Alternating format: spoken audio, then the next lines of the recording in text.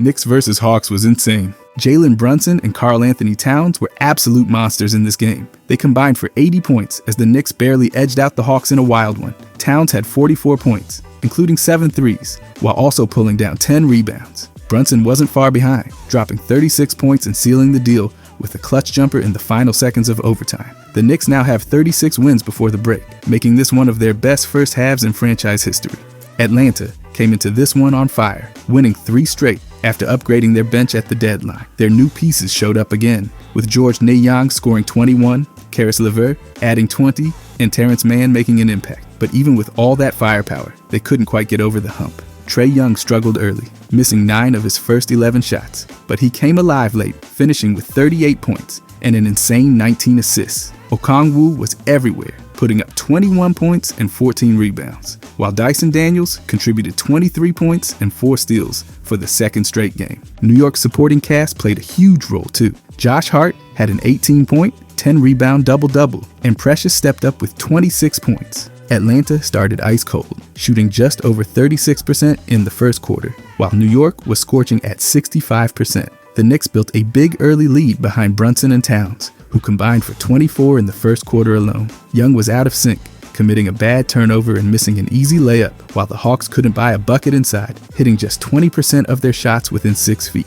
Dyson Daniels was a bright spot for Atlanta early, draining 2 threes and playing solid defense on Brunson. The Hawks bench tried to keep them afloat, but New York ended the first quarter up 38-29. Things didn't get much better in the second. Everett scored the first 6 points of the quarter for Atlanta, attacking the rim with ease, but Towns just kept cooking. He poured in 8 quick points, pushing New York's lead to 15. Atlanta's offense was sputtering until Reza Shea finally got a layup to fall, but Towns responded immediately with another 3, putting him at 21 points with 6 minutes left in the half. Atlanta's bench outscored New York's 15-2 in the second quarter, but they still couldn't close the gap because they had 0 answers for Towns. Daniels tried to carry the Hawks, scoring 8 more points and even stripping Towns for a steal. The Hawks went on an 8-0 run to cut it to 10, and Young found Okongwu for a buzzer-beater layup to make it an 8-point game at halftime. The Hawks bench was dominating, putting up 22 points to just 2 from the Knicks reserves, but their shooting struggles held them back. They hit just 41% from the field and a rough 23% from deep. Young had a miserable first half shooting-wise, scoring just 7 points on 2 of 11 shooting, but his playmaking was still elite as he dished out 9 first half assists. Meanwhile, Daniels led the Hawks in scoring at the break with 18 points. Atlanta came out of halftime with energy, opening the third quarter with an alley-oop from Young to Okongwu. Okongwu followed it up with another bucket to cut the lead to 4, but Precious stopped the run with the jumper. Then Towns took over again, scoring 6 straight to push the lead back to 12. Reza Shea answered with free throws and a steal leading to a jumper, but Towns kept hitting. He nailed a deep 3, then a floater, giving him 36 points with 20 minutes still left in the game. Atlanta's struggles guarding big men who can shoot were glaring as Towns torched them from deep. Young tried to spark the offense, finding Reza Shea and Okongwu for dunks, but the Knicks kept answering every run. Even with his shooting woes, Young's passing was ridiculous, and his double-digit assist streak looked like a lock. Snyder gave Young some rest, bringing in Niang,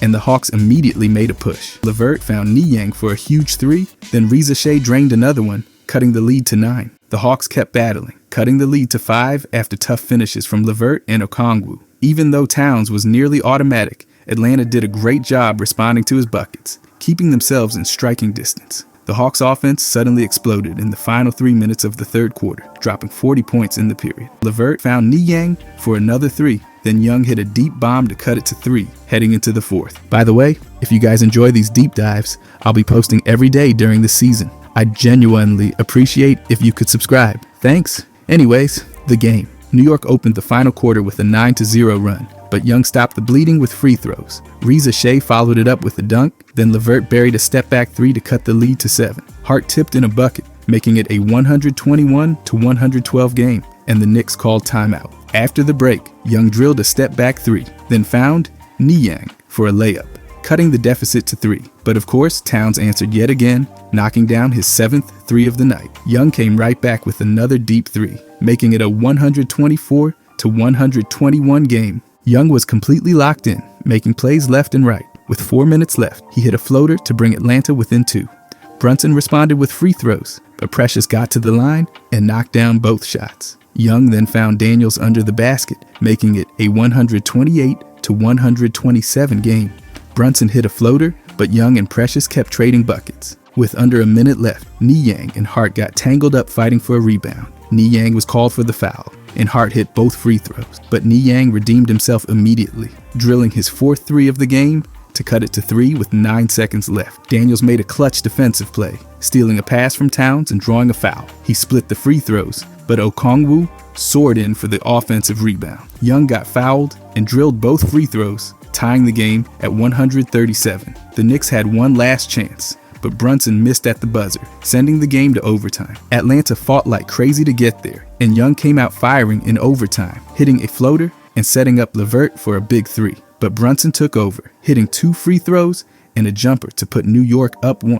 Okongwu's rebounding was clutch, as he grabbed his 13th board and scored to put Atlanta back up. Hart responded with free throws before Precious threw down a dunk. Young kept pushing, knocking down a floater, and Okongwu hit 2 free throws to give the Hawks a 1-point lead. But Brunson had the final word, sinking a dagger jumper to put the Knicks ahead for good. Bridges then blocked Young's last-second shot to seal the win. Atlanta's bench dominated, outscoring New York's reserves 48-14, but it wasn't enough to overcome Towns and Brunson's heroics. It would have been huge to head into the break with the win, but this performance showed that the Hawks have plenty of fight left in them. Let's dive into the entire final box score though. Jalen Brunson was a bucket all night, finishing with 36 points, 3 rebounds, and 8 assists. He took over when it mattered most, making big plays down the stretch and controlling the pace of the game. Karl-Anthony Towns was an absolute force, dropping 44 points on ridiculous efficiency while grabbing 10 rebounds.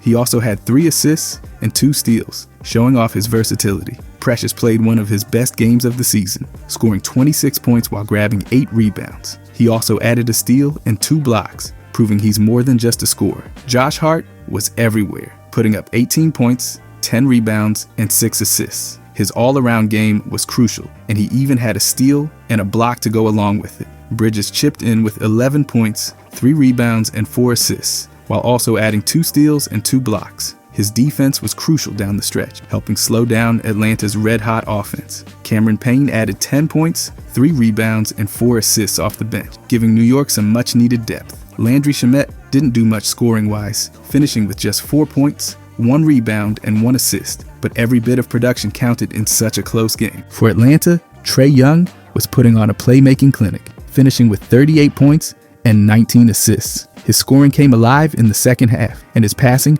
was ridiculous all night. Okongwu was dominant in the paint, putting up 21 points, 14 rebounds, and 5 assists, while also contributing 2 steals and 3 blocks. He was a huge presence on both ends, constantly making life tough for New York inside. Karis LeVert had a massive impact as well, finishing with 20 points, 10 rebounds, and 7 assists. He also added 3 blocks, proving he was more than just an offensive threat. Dyson Daniels was one of the biggest surprises of the night, scoring 23 points, while also grabbing 4 rebounds and dishing out 4 assists. His 4 steals were a game changer, giving Atlanta extra possessions and keeping them in it when the Knicks tried to pull away. George Niang provided a spark off the bench, dropping 21 points while grabbing 4 rebounds and handing out 3 assists. He also had a steal and 2 blocks, making an impact on both ends of the floor.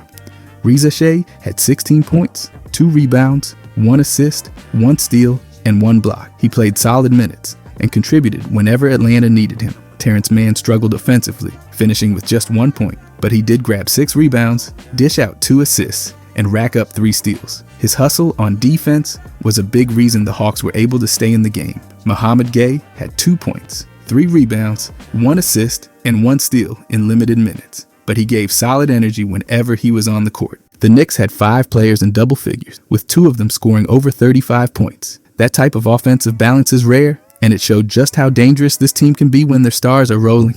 Towns was unstoppable, torching Atlanta from everywhere, and Brunson continued to prove why he's one of the league's best clutch performers. New York dominated the rebounding battle, grabbing 51 total boards compared to Atlanta's 45. That extra effort on the glass gave them key second-chance opportunities, which was especially crucial in such a tight game. The Knicks also had more assists, finishing with 32 compared to Atlanta's 29. Their ball movement was on point, and they consistently found the open man. Atlanta actually had a huge advantage when it came to bench scoring. Their second unit outscored New York's 48-14, and that's what kept them in the game, despite the Knicks' stars going off.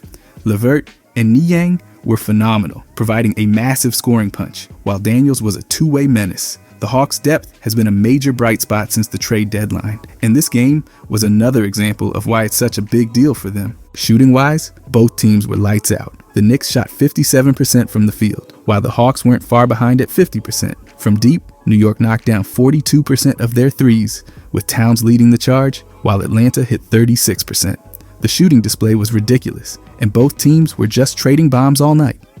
Defensively, New York had 6 steals and 5 blocks, while Atlanta racked up 12 steals and 9 blocks. The Hawks were super active in passing lanes, forcing turnovers, and making New York work for everything. The Knicks, on the other hand, used their size inside to alter shots and control the paint. The free throw battle was close, but New York had the slight edge, hitting 30 of 37, while Atlanta made 24 of 35. Those few extra points at the line made a difference in a game this tight. Despite the loss, Atlanta proved they're a real problem when their depth steps up. Young struggled early, but turned it around, and their second unit was fantastic. If they can clean up some of their early game struggles, they could be dangerous in the second half of the season. On the other hand, New York continues to look like a legit contender. Brunson and Towns are playing at an elite level, and their supporting cast keeps delivering in big moments. They've now won 6 straight, and with the way they're playing, they don't look like they're slowing down anytime soon. And if you look deeper, there's some other pretty crazy stats. Trae Young's struggles at Madison Square Garden just keep piling up. In his last 2 games at the Garden, he's shooting an abysmal 37% from the field, going 19 for 51, while also coughing up the ball 17 times. Add in 2 straight losses, and it's safe to say the Knicks have figured something out when it comes to slowing him down. For his career, Young is now just 7-16 against New York. That's a lot of L's against one team, especially for a guy who's supposed to be a villain at the Garden. Meanwhile, Karl-Anthony Towns is rewriting the record books. For the first time in his career, he's put together back-to-back 40-point performances. He's also the first player in Knicks history to drop 40-plus points, 10-plus rebounds, and 7-plus threes in a single game. That's not just good, that's legendary. And if that wasn't enough, he just became the second Knicks center ever to record consecutive 40-point games, joining the great Patrick Ewing, who did it twice back in 1990.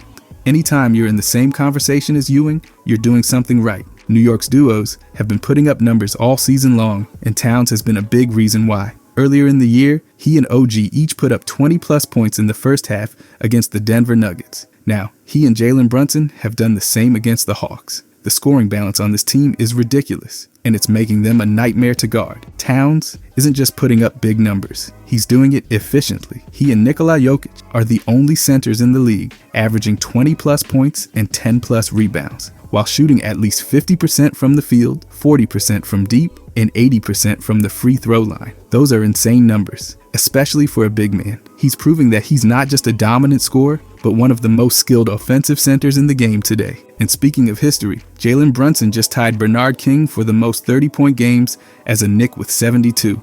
Think about that for a second. Bernard King was one of the best pure scorers this franchise has ever seen, and Brunson has already matched him. The craziest part? He's done it in such a short time. He's proving night after night that he's not just an all-star, but one of the most dangerous scorers in the entire league. Brunson has also joined an elite list of Knicks legends by recording back-to-back 40-point games. The only other players in franchise history to do it? Bernard King, Patrick Ewing, Carmelo Anthony, and himself. That's it. That's the entire list. It's one thing to have a big scoring night, but to do it twice in a row at this level, that's superstar stuff. And if you need even more proof that Brunson is a problem, just look at his efficiency in isolation. He's scoring 1.07 points per possession, which is better than both Shai Gilgeous-Alexander and Jason Tatum. And remember, those guys are 4 to 6 inches taller than him and don't have to deal with being guarded by bigger wings every single night. Brunson doesn't have the luxury of elite spacing around him, but he still finds a way to be more efficient than some of the best scorers in the league. That's unreal.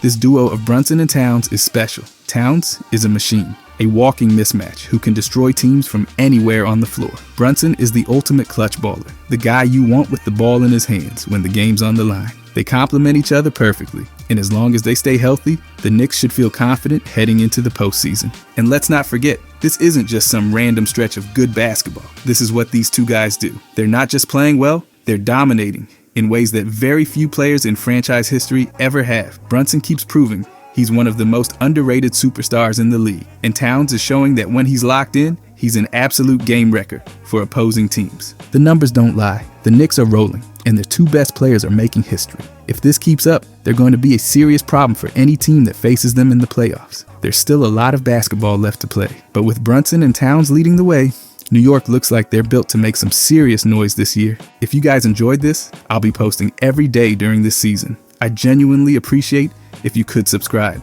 Thanks for watching.